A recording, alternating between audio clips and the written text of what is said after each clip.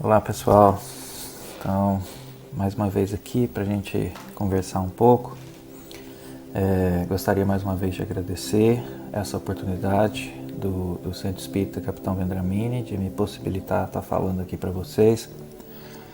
E eu peço desculpa pelos barulhos aqui, né? Mas vocês sabem que eu tenho 3 filhos, né? Trigêmeos, e às vezes as coisas aqui perdem um pouco o controle. Mas vai ter essa musiquinha de fundo aí e tudo mais, então eu espero que dê para concentrar bastante aqui no que eu vou falar, porque é um assunto extremamente importante. Eu tenho muito prazer e muito orgulho de falar sobre o autismo. É um assunto ainda pouco explorado e que gera tantos conflitos, né, especialmente para os pais que ainda acreditam que o autismo seja uma doença, um retardo mental, enfim, não é nada disso. Meu propósito aqui é dar um apanhado geral nos aspectos físicos do autismo e, é claro, nos aspectos espirituais, né, do transtorno de espectro autista. E assim, eu particularmente, você sabe que eu trabalho num laboratório de pesquisa aqui nos Estados Unidos, e um dos focos meus de pesquisa é o autismo. E isso porque quando meus 3 filhos nasceram, em 2018, logo a gente percebeu que o Lucas, que é o menininho, que é um homem, um menino e 2 meninas, ele já tinha um comportamento um pouco diferente dos outros.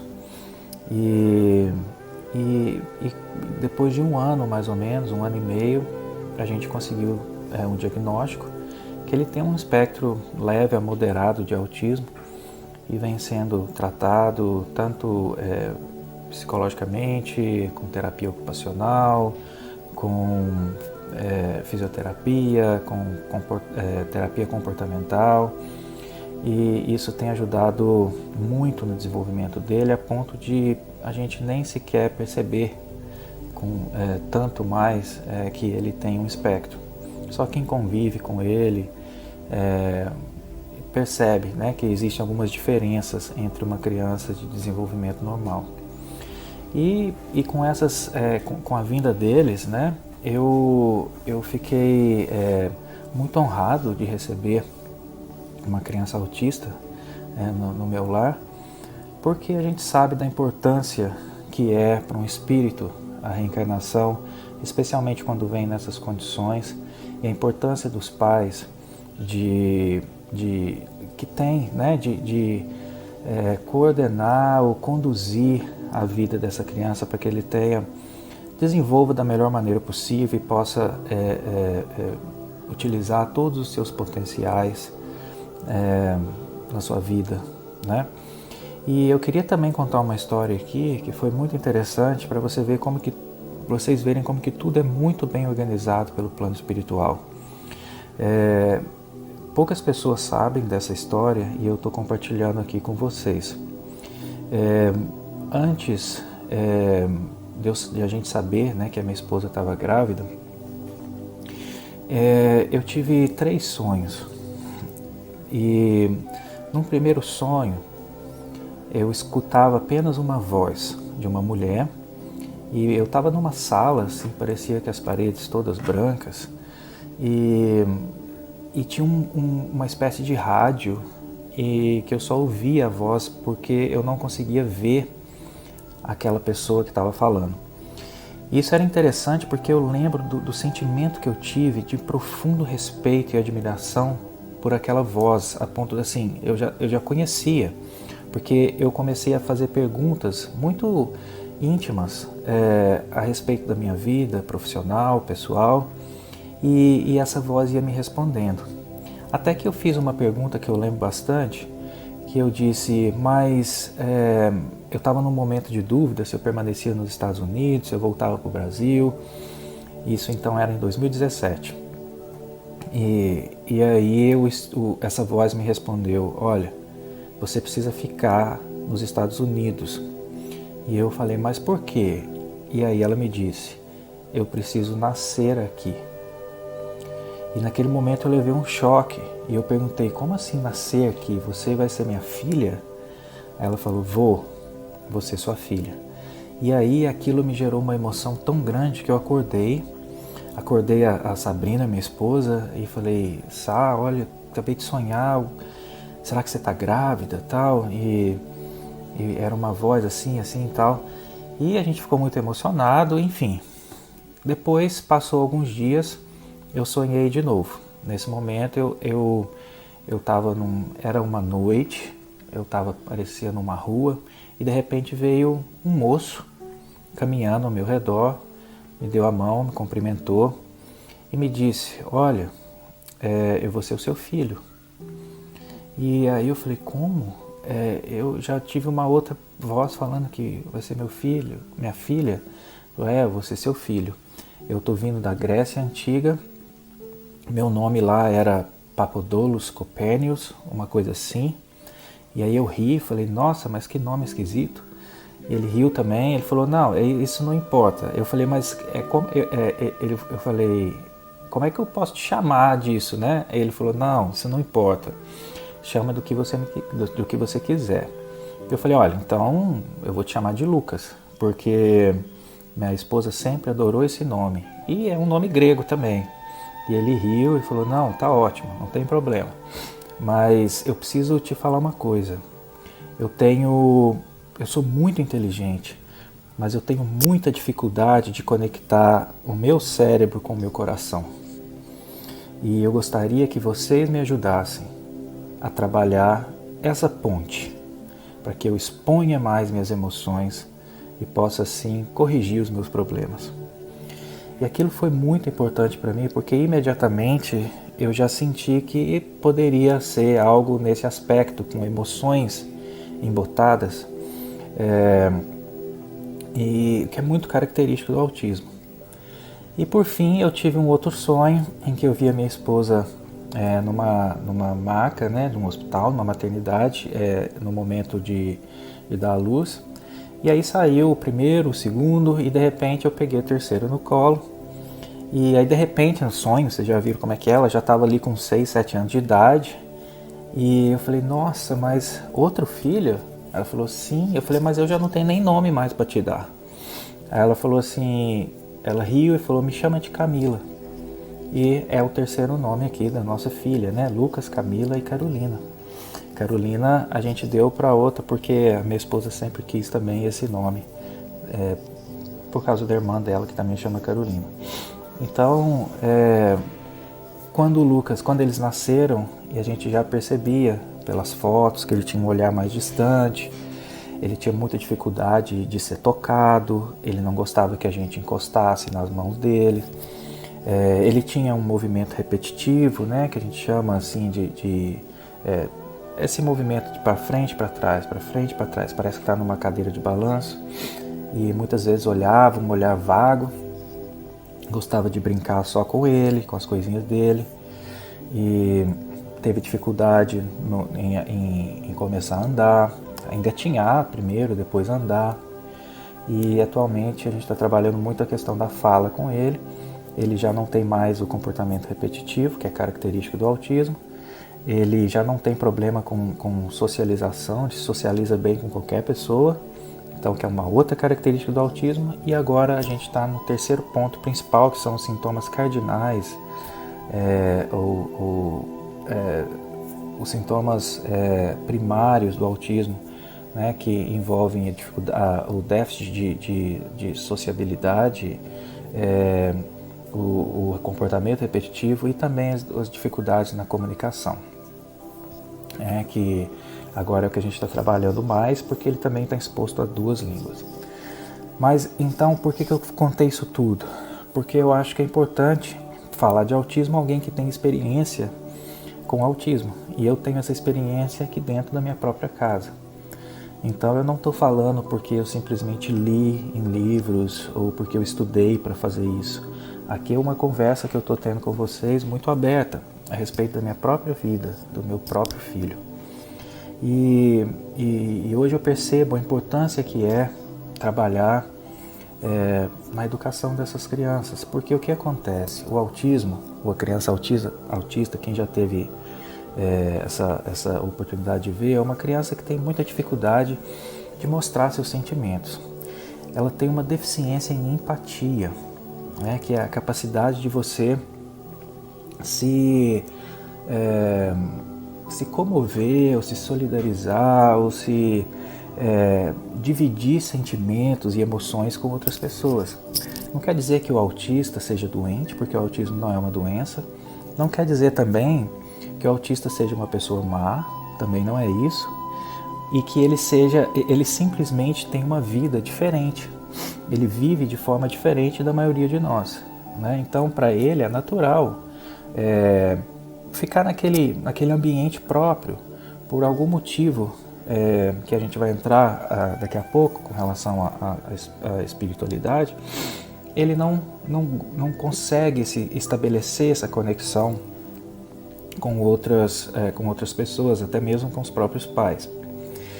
E um dos principais aspectos ou sinais, né, que um pai e uma mãe pode perceber, especialmente a mãe, que um filho é autista desde pequenininho, é no momento que ele está mamando no peito. A criança autista normalmente não olha no olho da mãe na hora que ele mama. Ele fica com um olhar mais vago. Então essa já é uma característica para as pessoas já perceberem, olha, pode ser que essa criança seja autista. E acabar com o preconceito, porque quanto antes você diagnostica, mais fácil se torna o tratamento dessa criança. Não é um tratamento medicamentoso, na maioria dos casos, é um tratamento comportamental, é tentar reeducar essa criança para viver em sociedade, porque ele quer viver para ele, né? Ele tem essa dificuldade de comunicação, e a empatia é muito importante, porque a empatia que nos faz nos comover, nos solidarizar com o sofrimento alheio, né? E isso é tão interessante que, por causa disso, existem teorias em que as crianças autistas elas nascem com um certo problema no córtex pré-frontal, nos neurônios chamados espelho.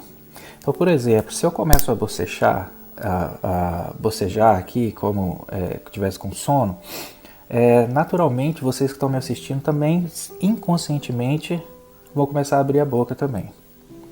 E se eu começo a rir, sem sentido nenhum, simplesmente rindo, vocês vão começar a rir também. Se eu começo a chorar, muitas pessoas vão se comover e chorar. E isso muito a gente aprende por causa desses neurônios chamados espelhos que estão no nosso córtex pré-frontal. Eles chamam espelho porque eles se espelham nas emoções das outras pessoas. E existe uma teoria que o autista tem uma deficiência na sinalização entre esses neurônios, de forma que ele não aprende muito bem nos momentos primordiais da vida dele, onde ele imita os pais, principalmente, que é com quem eles convivem, ou irmãos, e dessa forma eles não conseguem desenvolver tão bem essa questão de empatia. Essa é uma teoria.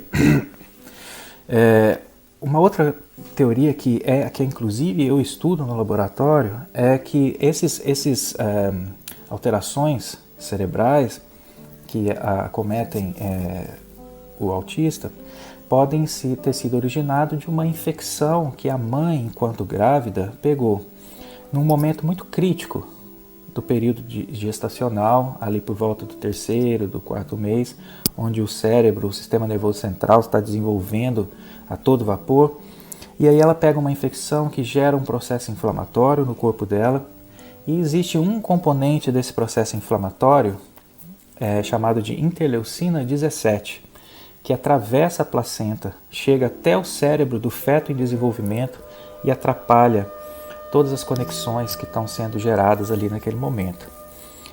E isso é tão verdade que eu consigo reproduzir isso, por exemplo, em animais de laboratório.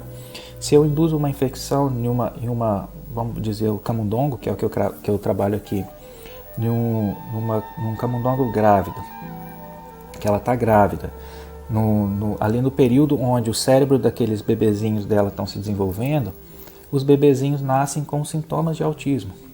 Então, mostrando que essa teoria é muito relevante e possivelmente é a que está acontecendo muitas vezes, porque não é uma infecção grave, é simplesmente um resfriado, uma gripe, né? E associado a algumas questões genéticas, que aí nós vamos falar sobre a questão do espírito reencarnante, que gera essas alterações genéticas muitas vezes, também acaba levando a esse quadro de transtorno do espectro autista. E então é muito importante que a gente trabalhe com muita paciência e dedicação essa empatia nessas crianças, né? E eles também têm uma dificuldade muito grande da linguagem receptiva. Então, o meu filho, por exemplo, ele ainda não tem, ele tem dificuldade de compreender a linguagem receptiva, mas ele ainda tem 3 anos, então ele ainda está desenvolvendo isso. Mas quando a criança já é autista e já está num nível mais avançado, né? Não num nível avançado, mas já está numa idade mais avançada, muitas vezes acontece como eu já ouvi exemplos, né, de que às vezes eles estão, é até interessante esse caso que o Juan Danilo, que trabalha com o Divaldo Franco, na Mansão do Caminho, conta que ele criou um centro, né, de autistas lá no Equador, em Lima, né? Não, Lima é do Peru. Eu acho que ele é do Equador mesmo. Agora me fugiu o nome. Quito. Não é Lima, é Peru. Quito, que é a capital do Equador. Ele criou uma atividade social muito bonita que ele fez lá, né, para educar, auxiliar os pais com criança autista. Mas ele conta um caso de quando ele veio, acho que ele estava lá ainda, e aí uma dessas, já era adolescente, esse menino, ligou para ele e disse que queria que ele fosse na escola explicar aos colegas e aos professores que ele tem autismo, porque as pessoas não entendem e ele está sofrendo muito bullying. E ele fala, as pessoas não entendem. E o Danilo então resolveu, o Juan Danilo resolveu marcar uma conferência, né? Conversar com essa criança primeiro, antes de ir na escola. Ele aceitou, tudo bem, vou conversar sim, mas vamos conversar nós dois primeiro. E aí ele perguntou, por que você está sofrendo bullying? O que estão te fazendo? Aí uma dos pontos que ele citou é que, por exemplo, uma menina chegou para ele, chegou no ouvido dele e falou assim, olha, você é um gatão. E aí ele ficou bravo, como assim? Eu não sou um animal. E como é que ela chega perto do meu ouvido? Eu não gosto que fale perto do meu ouvido. E ele então o Juan começou a perceber que ele não conseguia interpretar o que as pessoas estavam falando, né? E, por exemplo, os alunos combinaram de fugir da escola, mas antes a professora tinha dito para que ele ficasse quieto e imóvel da cadeira, antes que ela não sabia de nada. Mas os alunos estavam fazendo bagunça, tudo falou, fica quieto e imóvel aí na cadeira. E ele realmente ficou, os alunos falaram, vamos fugir, né, na hora do intervalo. E ele não, porque a professora falou que eu tenho que ficar quieto aqui, imóvel. E os alunos fugiram, deixaram ele. E aí a professora chegou depois do intervalo, falou, cadê todo mundo? Falou, olha, fugiram, mas você não foi também? Não, você falou para eu ficar aqui. Então, quer dizer, não consegue interpretar muito bem. Então, a gente tem que ter, durante a fase ali por volta dos 5 anos, dos 6 anos, a gente tem que auxiliar muito a criança autista no desenvolvimento dessa linguagem receptiva. E é muito importante que a criança aprenda a contar histórias, a se inserir em histórias em que ela... São essas fases de conta que é tão importante na criança, porque ela começa a criar esse mundo imaginário e começa a discernir o que é verdade, o que não é verdade, o que é imaginário, o que não é imaginário. Então isso é muito importante para os pais com filhos autistas, que por volta ali dos 5 anos, que é a idade onde o cérebro começa a gerar ou permitir, né, essas informações, que estimulem isso. Né, porque ele precisa compreender que nós, na nossa linguagem, muda muito. Então você chamar uma pessoa de gatão não significa que ela ou ele é um animal, mas significa que ele é bonito, é uma expressão de linguagem que nós usamos. como antigamente usava-se o pão. Eu lembro da minha avó falando, nossa, fulano é um pão. E você vai falar isso para um autista, ele vai ficar muito chateado, dependendo do tipo de autismo, porque são diversos graus, né? Mas ele vai ficar muito chateado, porque como é que pode comparar ele com uma comida? Então esse é um ponto. Um outro ponto importante também muitos autistas, eles se frustram porque as pessoas também não conseguem compreender, eles não conseguem compreender as pessoas e se tornam agressivos. E também é uma questão muito importante ser trabalhada e para ensinar aquela criança a controlar suas emoções. Então isso, numa criança como meu filho, dessa idade, por exemplo, o grito, o choro, né, a demonstração de raiva é muito comum quando ele não se faz entendido ou quando ele não entende. Então é importante que a gente consiga mostrar para eles como a gente controla as nossas emoções, né? Se a gente está com raiva, o que a gente tem que fazer, enfim, isso tudo é muito importante para o desenvolvimento mental, intelectual, mas especialmente emocional, porque o outro ponto que eu vou falar agora é que o autista, muitos deles são extremamente inteligentes.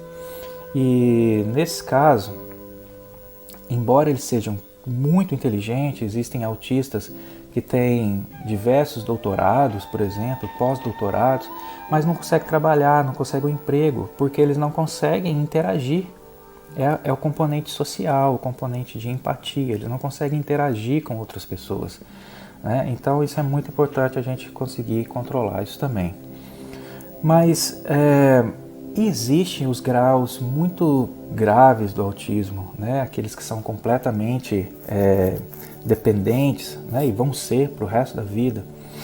E muitos associados com epilepsia também, associados com outras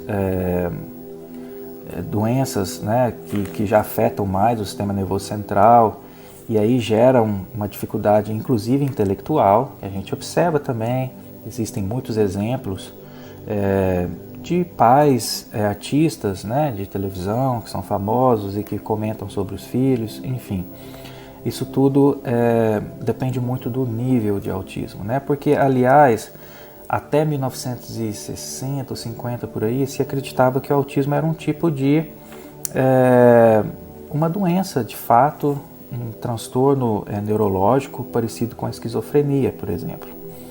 Mas depois foram percebendo que não, o autista ele não vive num mundo paralelo como um esquizofrênico, por exemplo, mas ele vive no mundo dele. Ele conhece tudo, ele sabe tudo o que está acontecendo, diferentemente de um esquizofrênico que muitas vezes vive no mundo de alucinações, né? Então ele tem um mundo paralelo mesmo, mas o autista ele não vive em um mundo paralelo, ele vive no nosso mundo, mas ele não quer interagir, ele quer permanecer com ele, aquela vida dele. E aí as pessoas perguntam, mas qual a causa do autismo? Por que isso acontece? Então eu que trabalho num ambiente acadêmico, em que a maioria das pessoas são agnósticas ou são ateus, é muito complicado falar sobre questão espiritual. Então, para eles, o corpo é tudo, né? O corpo é tudo. Mas a gente sabe aqui, como eu estou falando para uma casa espírita, então nós vamos ter que entrar no aspecto espiritual. O que acontece? Por que existem crianças autistas? Bom, a questão é que a gente não tem muitas informações. As maiores informações a respeito disso vieram com o Divaldo, que é um médium, e com o Juan, que trabalha com ele na Mansão do Caminho, que mora na Mansão do Caminho, que também é médium. E assim, existem alguns livros que comentam, mas eu queria dar dois aspectos principais. Tá? A gente sabe que o nosso corpo é um veículo para a nossa alma. Né? A gente precisa encarnar, nós vivemos num mundo de provas e expiações e é importante que então a gente quite os nossos débitos que nós geramos no passado. E muitas das vezes esses débitos, né, assim, o espírito ele reencarna com esses débitos, com a consciência muitas vezes afetada, e ele imprime esse transtorno, eu diria, essa culpa, melhor dizendo, a culpa que ele reconhece, obviamente, os erros depois do desencarne. E essa culpa acaba gerando, no momento que ele vai reencarnar, alterações, ou faz com que o ambiente em que a mãe viva, por exemplo, gere alterações que vão afetar o desenvolvimento, por exemplo, cerebral daquela criança. Isso se aplica para qualquer problema, no coração, no trato gastrointestinal, no trato geniturinário, qualquer aspecto, respiratório, né, que no momento ali da encarnação em que aquela energia magnética do espírito, né, em contato com o embrião que está sendo formado, é um momento de muita divisão celular, muita coisa pode dar errado ali, e na verdade essas energias, né, eletromagnéticas, como descrito por André Luiz, né, a gente observa muito bem descrito no livro, acho que Missionários da Luz, que fala da reencarnação de Segismundo, como é detalhado, como é perfeito o processo reencarnatório. Mas até o processo em que o óvulo atrai o espermatozoide é um processo de atração magnética. Aquele espermatozoide que vai vencer a corrida é um espermatozoide escolhido pelo óvulo. E isso já está sendo muitas vezes inconsciente, porque o espírito que está reencarnando ele não tem consciência disso, mas ele já vai pelas energias que o circundam e que formam, né, obviamente, vão formar o seu perispírito, o seu próprio espírito, né, e essas energias que estão no perispírito que vão ser transferidas, se a gente pode dizer assim, para o corpo carnal. Então eles começam a agir ali inconscientemente e gera-se alterações cerebrais, ou como eu disse, qualquer outro órgão, mas como nós estamos falando do autismo, vamos falar, por exemplo, né, nesses aspectos. Por exemplo, ele vai de alguma forma precisar passar por essa provação do transtorno do espectro autista, e naquele momento as próprias energias dele alteram as energias psíquicas da mãe, de forma que a predispõe a um processo infeccioso, por exemplo. Naquele exato momento, um vírus chega, entra no corpo dela, gera um processo inflamatório, e aquilo gera uma alteração neurológica na criança que está sendo desenvolvida, e ele fica autista. Então foi o acaso? Não, mas o próprio espírito gerou a psicosfera, um ambiente energético ao redor da mãe, para que ela viesse, de alguma forma, a ser mais susceptível a essa infecção naquele exato momento que ele precisava para que as alterações neurológicas acontecessem. Outros fatores, o próprio espírito interfere nas divisões celulares. A gente sabe que as divisões são muito controladas, né, pelo núcleo celular, pelos cromossomos, e ali naquele momento acontece alguma coisa também que vai gerar um certo defeito ali no desenvolvimento do sistema nervoso central, que vai gerar uma determinada alteração psicológica, no caso dos transtornos psiquiátricos, ou alterações mais neurológicas, né, no caso, por exemplo, da paralisia cerebral e outras coisas. Muitos espíritos, por exemplo, aí não estou falando do autista, mas com paralisia cerebral, tem o cordão umbilical enrola no pescoço na hora de nascer, está tudo certo até a hora de nascer, mas naquele momento enrola no pescoço, tem um déficit de oxigenação e a criança tem uma deficiência neurológica que vai levar para o resto da vida. Por que isso foi ao acaso? Não, o próprio espírito gerou aquilo pelas circunstâncias, pela psicosfera dele e pelo o grau de provação, expiação que ele ia ter que passar. Mas aí o autismo também, algumas questões que são levantadas, é um espírito que tem compromisso com o passado. São espíritos que muitas vezes têm um grande medo de reencarnar. E quando reencarnam, eles vivem naquele mundo com certo medo de si, porque inconscientemente a gente sabe, a gente muitas vezes escolhe as nossas provas, né, que vão passar na vida. Então, aquele espírito tem, embora ele queira reencarnar, mas ele tem tanto medo de falhar, que aquilo gera uma alteração psicológica, e ele então tem essa dificuldade de interagir com outras pessoas, então ele fica naquele mundo. Quando a gente está com medo, por exemplo, a gente quer proteção, e a proteção que ele encontra é nele mesmo, é ficar ali isolado daquilo, né, das circunstâncias ou das provações que ele vai ter que passar na vida.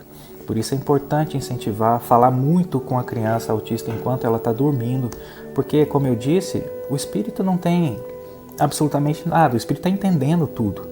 Só que, por ele ter uma máquina fisiológica alterada, ele acaba, quando em vigília, acordado, sendo controlado por essa máquina que não permite, né? É como eu sempre cito o exemplo, para ficar mais claro.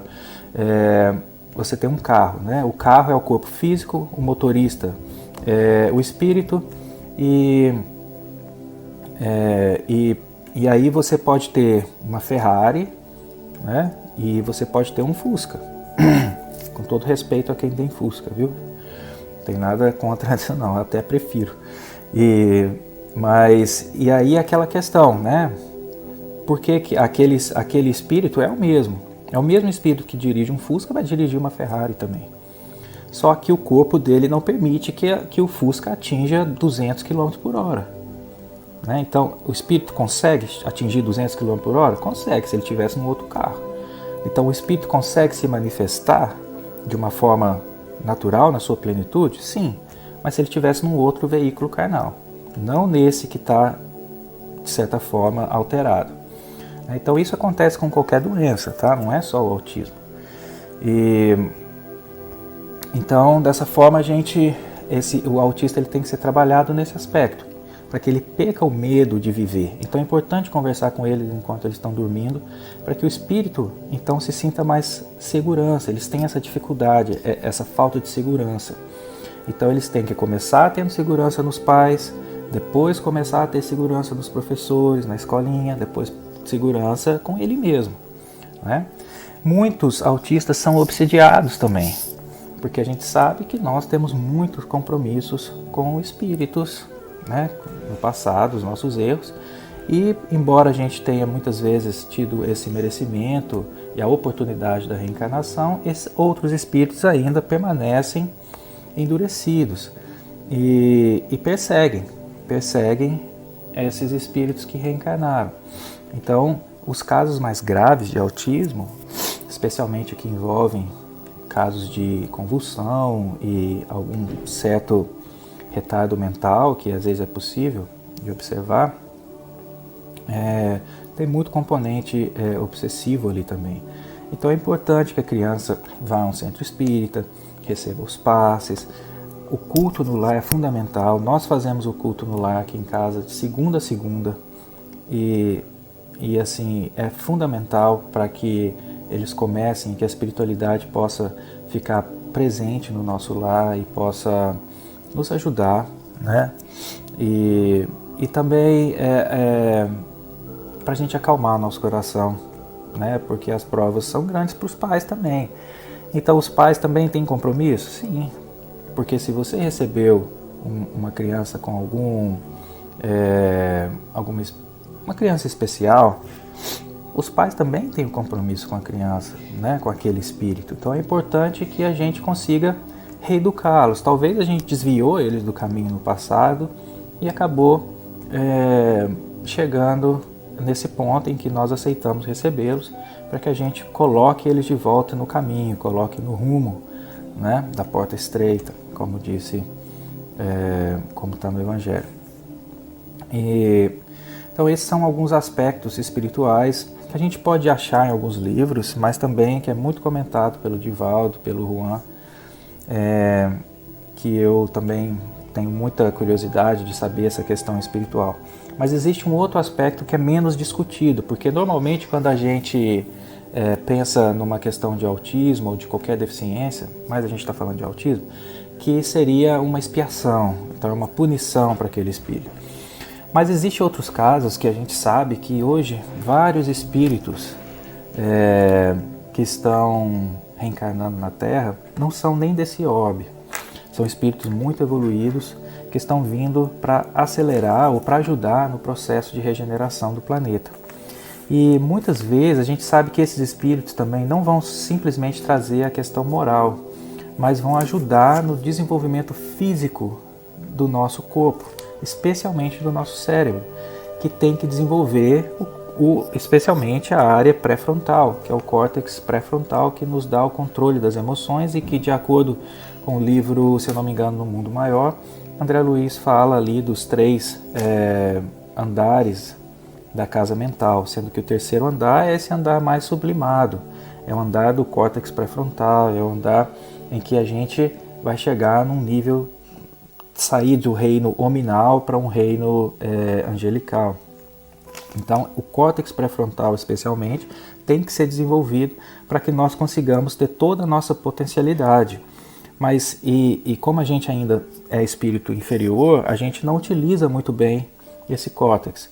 E dessa maneira, né, esses espíritos estão vindo para ajudar em determinadas alterações físicas, genéticas, para que num futuro o nosso corpo esteja totalmente preparado para receber, né, espíritos, ou nós mesmos, quem sabe, né, já num grau muito mais avançado de evolução.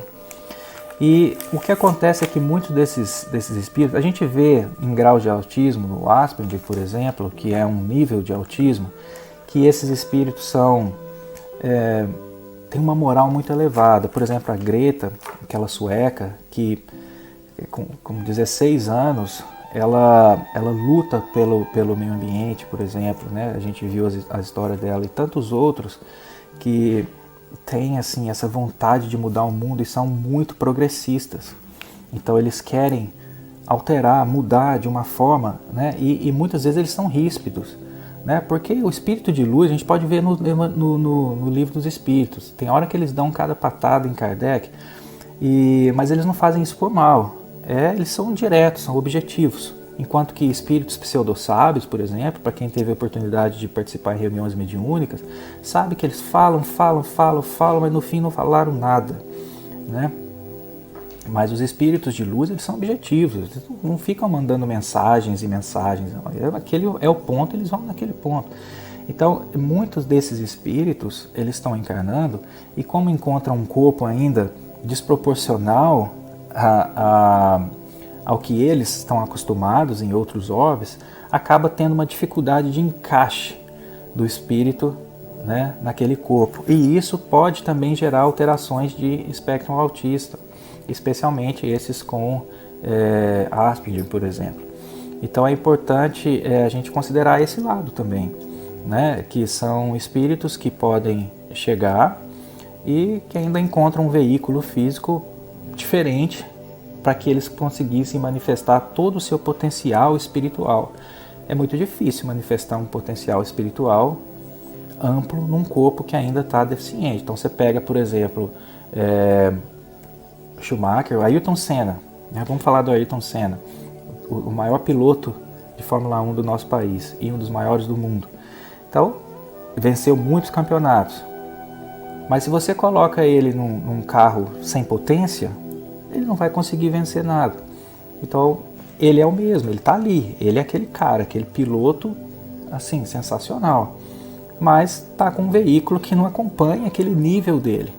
Então não adianta, ele não vai ganhar nenhuma corrida daquele jeito. Então isso aqui pode acontecer também. Mas a gente observa que nesse caso, esses espíritos têm uma moral muito elevada. Então dificilmente esses espíritos que estão chegando desses outros orbes, eles vão ter resquícios de inferioridade, né? Do tipo ciúme, inveja, mentira, raiva, rancor. Dificilmente eles vão ter isso porque eles não preocupam com isso, tá? Então eles são muito mais focados naquilo que eles vêm fazer aqui, que eles têm uma missão, então eles querem cumprir aquela missão e eles vão ser daquela maneira, daquele jeito, tá? Então essa é uma outra forma. Então assim, o que eu queria contar para vocês a respeito disso, né? Eu aqui tenho tentado desenvolver terapias em que a gente possa usar em crianças autistas, porque a gente sabe que se a gente desenvolve alguma coisa, algum medicamento que possa contribuir no desenvolvimento psicológico, comportamental dessas crianças, né, isso vai ser de grande valia. Então, uma das minhas linhas de pesquisa aqui envolve, de fato, conseguir tratar, melhorar esses sintomas. Porque não é cura. Por que não é cura de autismo? Ah, você vai encontrar cura do autismo? Não, não tem cura, ele não está doente. A cura dele está sendo a experiência no corpo, a cura espiritual. Então, cura física? Não tem nenhuma cura física. Mas o que a gente pode fazer é melhorar o aspecto comportamental, auxiliar os profissionais que trabalham com essas crianças para que eles desenvolvam de uma forma mais rápida, né? E consigam o máximo possível do seu potencial uma vez que eles se tornem adultos, sem depender muito dos seus pais ou de outras pessoas. Então, esse é o grande ponto que eu queria falar para vocês. Eu espero que tenha ajudado de alguma maneira. E eu sempre fico à disposição, independente de aqui ser uma palestra espírita, mas eu fico sempre à disposição se alguém quiser entrar em contato para conversar mais sobre o autismo, sobre até mesmo, né, dividir alguns momentos para quem tem crianças autistas ou algum familiar autista. Então, eu sempre estou à disposição para a gente discutir, para trocar alguma ideia. Eu aprendo muito com os pais que já vivem esse processo por mais tempo que eu, então é sempre muito válido. E gostaria de terminar fazendo uma oração, agradecendo a nosso Senhor Jesus Cristo por nos possibilitar todo esse estudo, essa compreensão que o Espiritismo nos dá, por ter nos dado o Consolador que Ele prometeu há mais de 2000 anos e que agora está aqui nos auxiliando, já há quase 200 anos, nos auxiliando a sermos pessoas melhores e a compreendermos aqueles que estão em nossa volta. Nós te agradecemos, Mestre Jesus, pelo dom da vida, pela oportunidade de estarmos encarnados em momentos tão difíceis como esses que vivemos. Agradecemos pela possibilidade de vivermos esses desafios que simplesmente nos farão espíritos melhores. Abençoe a todos, Senhor Jesus, que sofrem nesse momento, onde quer que estejam, normalmente passando por dificuldades extremas, em hospitais, em casa, também nos presídios, nas zonas de guerra. A todos esses que comandam legiões de espíritos para o mal, ainda nesse momento tão crítico, nós te rogamos luz e paz e conscientização a todos. Sê conosco, Senhor, hoje, agora e sempre. Que assim seja. Muito obrigado mais uma vez, pessoal. Até uma próxima.